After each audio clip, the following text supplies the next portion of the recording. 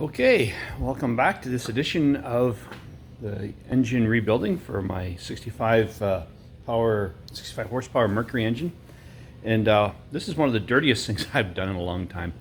I'm honing out these cylinders to resize them for the new pistons. So I've got this cylinder hone here, and you can see I barely touched anything. I already got dirt on my hands.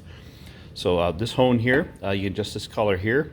It advances these coarse stones just a thousandths of a time if you want. And I've been running this in this drill press here. Makes it fairly simple. And I've been tracking my progress here. You can see I've made some notes here, taking some measurements about, run it for maybe 15 seconds or a minute, and the advancements I've made on each of the cylinders.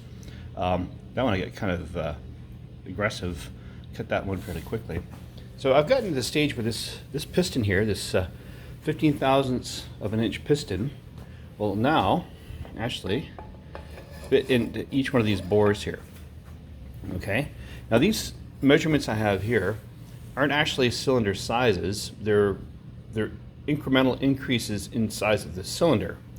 So now I have them at least matching the piston. So what I have to do now is I have to determine the size of the piston and how much more to take off and do a fine finish with this honing.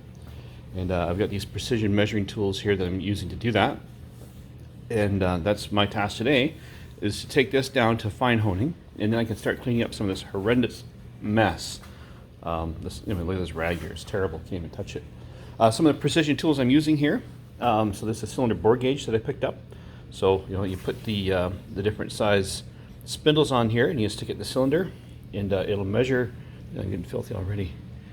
The gauge measures the inside of the cylinder depending on how wide it is. So like I said, today I'll work on that. I'll update you as I go along here. I guess the biggest part I'm looking forward to is being done is honing, because it's just such a nasty mess. Okay, stand by for the next installation.